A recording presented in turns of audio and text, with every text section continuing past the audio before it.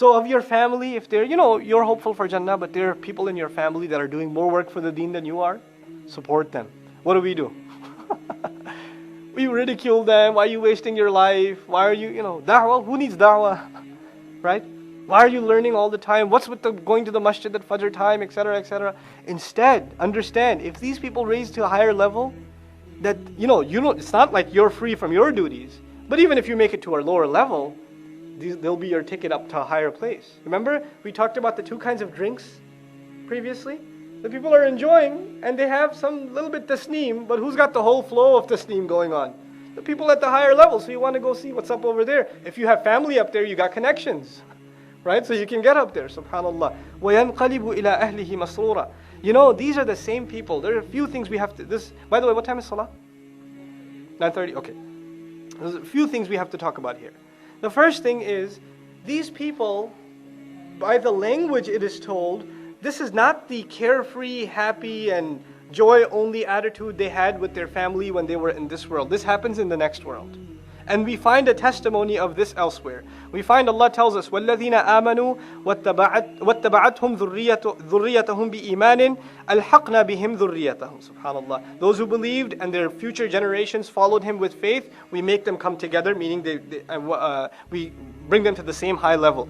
وَمَا أَلَتْنَاهُمْ مِنْ عَمَلِهِمْ مِنْ شَيْءٍ. And we will not cancel out of any of their deeds at all. كُلُّ امْرِئٍ بِمَا كَسَبَ رَهِينٌ. But then later on we find, these people, when they get to Jannah, they're talking to this family. They're talking to each other. They're talking to each other, and you know what they say? قالوا إنا كنا قبل في أهلنا مشفقين. We, back in the day, remember, there was, for sure, we used to be so worried, so grieved, and so concerned about our family. These are the people. They have, joy, only joy on Resurrection Day. But in this world, they're just worried about their family. They're worried, what's going to happen? What's going to happen to the kids? Are they going to be praying when I'm gone? This ishfaq that's being talked about, we learn in the life of Yaqub alayhi salam. He's on his deathbed. And what's he saying? مَا تَعْبُدُونَ مِن بَعْدِي. What are you going to worship after I'm gone? What are you going to do after I'm gone? This concern for the family. We feel that more in the West perhaps nowadays, right? What about the external influences on our children? How do we protect our kids from all these, the foul language and the bad company and all of these kinds of things? We were always concerned. Where are they going to learn their deen? How are they going to teach it to their kids? What's going to happen 3 generations from now? Where's Islam going to be? So they remember those concerns when they get to Jannah. But this is not the time to be carefree. This is the time to be concerned. That's the time to be carefree. What's happened nowadays, unfortunately, is we become carefree about our families here. Many of us. Our life is good. The kids have the video games they ordered, right? You get the husband has whatever he wants in the house, and it's designed the way everybody likes it, just as per everybody's specifications of decoration, right? The car she likes and he likes, or whatever. Everything's good. We don't have to worry about anything else. But this will not give you surur. By the way, and before we break for the salah, one last thing. In the previous surah we found who was joyful and carefree with their family. وَإِذَا انْقَلَبُوا إِلَىٰ أَهْلِهِمْ انْقَلَبُوا فَكِهِينَ. In the previous surah we found the irony. Those who return to their family with, that taste of joy in their mouth, remember that? They go, this is the disbelievers. Carefree life with their family. No concerns about the future. But the believer, he's raised with that concern, because this is the legacy of Ibrahim alayhi salam, concern for the future. Why does he say that? How can your spouse and your children be enemies to you? When you think that you do things to make them happy and they do things to make you happy that displease Allah subhanahu wa ta'ala.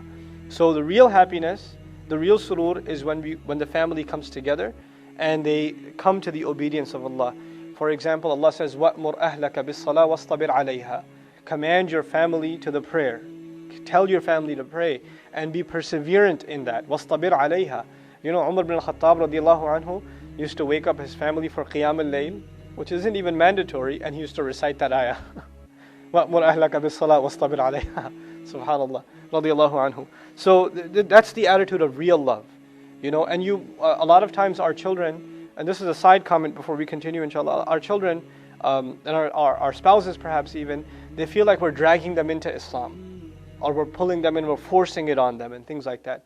You should first of all make the deen feel like something so beautiful that they want to come to it. They want to come to it. And if they find it difficult, or they find you find reluctance in that, you have to be patient with it, and you have to keep at it. You can't give it up. You can't say they don't want to hear it. You have to remember the legacy of Nuh alayhi salam, right? It's easy for me to get up here and talk to you, and I don't know your family and you don't know mine, etc.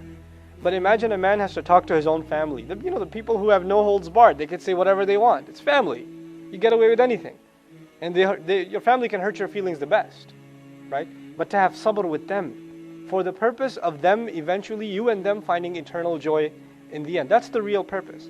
So don't be lazy in making da'wah to your family. That's really important. A lot of times we get lazy in making da'wah to our family because it's hard. You'll become the object of ridicule every time you get together with the rest of the family, or they get annoyed with you easily, right? So it's very, very difficult. But you have to stay on it, because this is one of the goals, one of the great joys of paradise, that we are together with our families. May Allah grant all of us that. Last thing about the interpretation of ila ahlihi, it's not just any family member. Ila ashiratihi in kanu mu'minin. Number one, it is to his relatives, his large numbers of relatives, so long as they had been believers. Wa ila fariqil mu'minin, and of course to the group of the believers, meaning the believers are like family. When we say La ilaha illallah, that in itself makes us family. It's a kind of family that's even stronger than blood in many ways. وَإِلَىٰ أَهْلِهِ فِي الْجَنَّةِ مِنَ الْحُورِ الْعِينِ, and of course the Hur Ain that Allah has promised to us, that is part of the family. وَأَمَّا مَنْ أُوتِيَ كِتَابَهُ وَرَاءَ ظَهْرِهِ. Now, the other hand, you see in the previous surah we found Kitab al-Abrar and Kitab al-Fujjar. This is what we found in the previous surah. The book of the righteous, the book of the rebellious, the viciously rebellious. Here we find, and as for the one who has been given his book behind his back, وَرَاءَ ظَهْرِهِ. Wara, behind, dhahr, the back. Okay?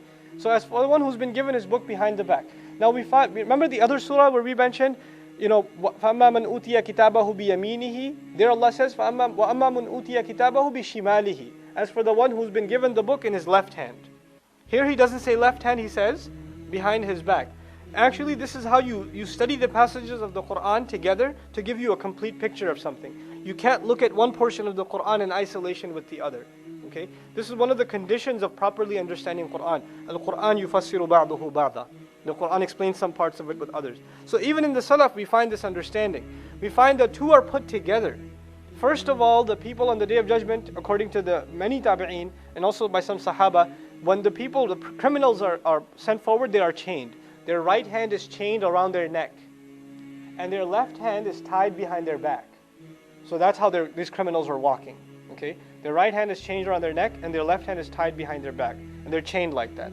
And now, which hand are they getting the book in? The left, but it's where? It's behind the back. So here, the other part of the image is fulfilled. They get their book handed to them. Jazakallah khairan. I don't drink out of plastic, but okay. I tried stopping. Okay, so they get their book handed to them behind their back. Now there, in the previous, in the other surah where we found they're getting the book in their left hand, what's their reaction? Ya laytani lam uta kitabiya. Oh, destruction has fallen upon me. I wish I hadn't been given my book. If only I wasn't given my book. Now the guy, can he even read his book? Think about this. Where's the book? Behind his back. Can he even read it? But he knows. How does he know it's bad in there? Because it's on the left hand. That's already enough. So he knows destruction is in there. He can't even see it, but there's destruction in there. وَلَمْ أَدْرِ مَا حِسَابِيَا يَا لَيْتَهَا كَانَتِ الْقَاضِيَةَ. He starts crying about it. Whatever little thing he can even find in this book, he can try to turn around and look and see. He's terrified of it. Right? So now in this surah we found, وَأَمَّا مَنْ أُوتِيَ كِتَابَهُ وَرَاءَ ظَهْرِهِ فَسَوْفَ يَدْعُو ثُبُورًا. It's like terrifying words. Then soon he will be crying thubur. Sawfa means soon. So it's not immediate, it's soon after. What does it mean soon after? First he's given his book, then they're made to walk, and then what do they see? وَإِذَا الْجَحِيمُ سُعِّرَتْ. When the hellfire is blazed in front of them, the sa'id is blazed in front of them. When he sees that, you know what he cries? He cries out thubur. Thubur ay halak, death. Just kill me now, please. Just get it over. I don't want to go there. Just kill me right away. فَسَوْفَ يَدْعُو ثُبُورًا. He will call out, cry out. Da'wah is different from nida in Arabic. There are two words for calling. Nida is anybody. Like if I make a nida, no class next Wednesday. By the way, we're not having session next Wednesday, right? So no session, that's a nida. But if I point at someone specifically, then that's not nida, that is da'wah. That's da'wah, it's specific.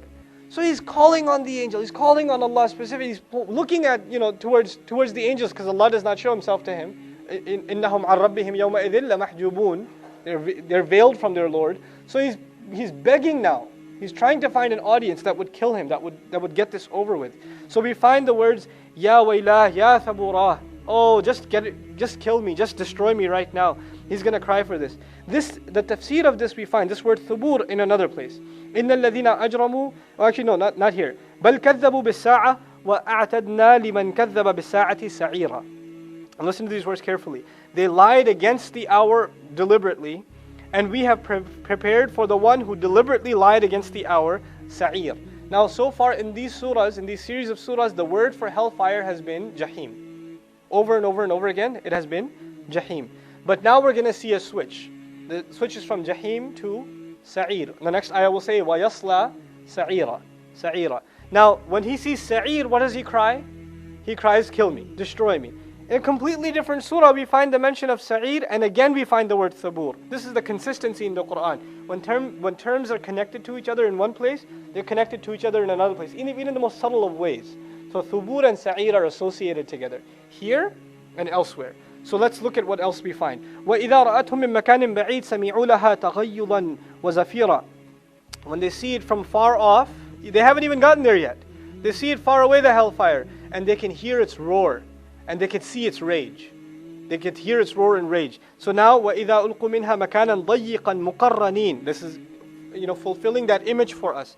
And when they are thrown from it into a place that is tight and they're chained, دَعَوْا هُنَالِكَ ثُبُورًا.